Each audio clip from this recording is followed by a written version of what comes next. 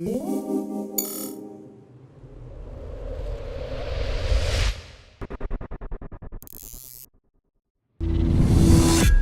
were looking at three very distinct programs. We were looking at our professional MBA program, we were looking at our executive MBA program for healthcare professionals, and we're also looking at our program for executive education, which is a non-degree program.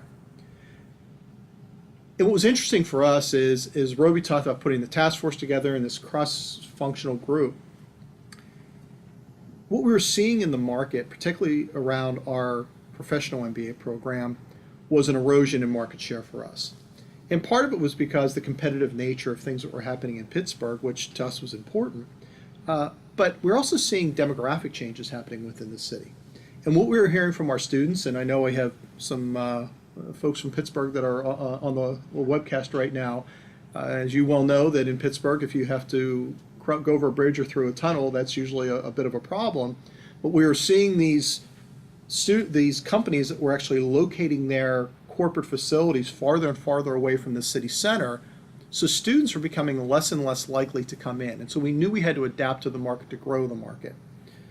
But if you begin to think about maintaining quality, but at the same time adding convenience, it would be very easy for us to jump in and try to come up with a OPM bundled service group to sort of grow that size. But we were very uncomfortable with that. And we laid that out as the challenge to vendors, and quite frankly, it wasn't until Paxton and his team at iDesign came in that we really felt that we had a team that was listening to us. They were genuine, they were authentic, they were telling, they would tell us what they could and couldn't do, and we find that to be an incredibly important piece as we chose them. Now, I'm here to tell you, as you go and you start to think about what it is that you want to do, it's also important to think some of the challenges you're going to face. And of course, as we did this, we faced some challenges. One of the first challenges we had was, as you're thinking about this blended online delivery and sort of what you're going to do, sometimes you're a little bit, it's hard to put into your mind contact hours. We have credit and half courses, 3 credit courses, and so how many contact hours you would have for a typical course. And to think about how that translates into an online course gets a little challenging both for faculty and staff. In fact, I remember deep, long conversations with Paxton and his team as they talked about the number of videos that you should have online. And they said, well, for a given course, you'll have 3 or 4 10-minute videos. And we're all, how could that be? That's just certainly, that's not enough. But interestingly enough, one of the things that you have to recognize is, I think had we just gone out on our own and we said, listen, we're just going to invest all this money, we're going to build our own facilities and bring in our own people, we would have reinvented the wheel. It would have been a mistake that we had made.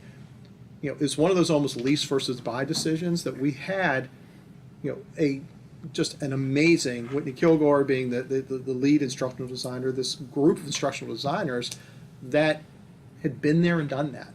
And so it was really important for us in sort of helping usher us through some of the things that were happening. We talked a lot about maintaining this efficacy. It was interesting because as we talked to some of our students and we started talking to them about about putting the program online, one of the things that I was almost surprised to hear from them, I was expecting sort of this, oh, that's great, when it's going to happen. There's a little hesitation by some students. And I think it's important because getting late into the game, there's a lot of lessons that can be learned that you can not make some of those same mistakes. And that's exactly what happened here, because what students were telling us was that they were a little reluctant because they had had some negative online experiences. And so for us, that was the wake-up call that not only did we want to grow our base, what we didn't want to do is damage our brand or damage our base for students that still felt very strongly that a true business education could only be best delivered in a face-to-face format. So that created some issues. It was important to have the IT team involvement. And so as Roby went through, and as we were using Zoom and Panato, bringing all these pieces together. And then when you finally get to this point where, okay, we're going to put this online. Well, what that means is have the production facility. So have a studio space where where noise is not a factor. They're having who's your camera person going to be? Who's going to help lead these things? And so as we began to put all of these pieces together, what we realized pretty quickly was that we needed to have proof of concept and put a pilot program.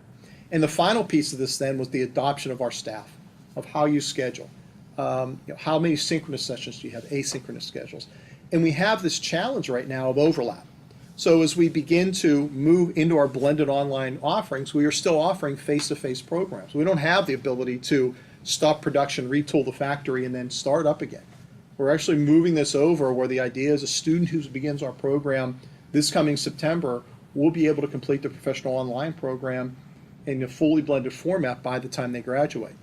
And so making sure that you're sort of keeping your staff somewhat calm and have that staff recognize that there are going to be some bumps in the roads and some challenges is really important moving forward. So what were some of our outcomes?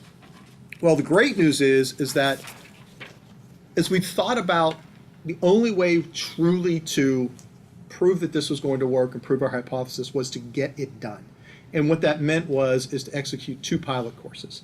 And we needed the pilot courses for 2 reasons. One, we needed to demonstrate, how to do it and begin to get everybody to take what was being conceptualized into practice.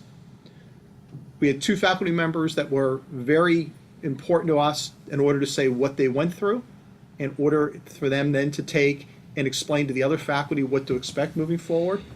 And we needed to hear from students to make sure that our original hypothesis was correct. Could we deliver blended online courses with the same or better quality? And the feedback has been tremendous, and that is the students all felt their involvement was as high or higher than the in-class experience. And the quote was, for us, was sort of just the icing on the cake, was I really love the blended format. In many ways I felt I learned more than in a traditional format. And so now we know we have proof of concept, we've proved our hypothesis, and now we're just lining faculty up to begin to roll out the remainder of our courses. Moving forward, what do we look for? And I think this is really the beauty of iDesign. And this is really something that has been great for us, is our professional MBA program, moving that in a given format, an executive MBA for healthcare professionals, and to give you some idea, those are physicians and senior healthcare administrators that have more than 10 years of work experience. They're going to be working in a very different blended format. And finally, an non-degree executive education program that will be used by companies for micro-credentialing that is going to be very different than what you see in an in-class environment. It isn't easy for companies to adapt to those kinds of demands, and we expect to see some other kinds of demands coming along. But I'm confident in the fact that we've created a partnership with iDesign that will allow us to do just that, to continue to deliver the world-class business education that we do.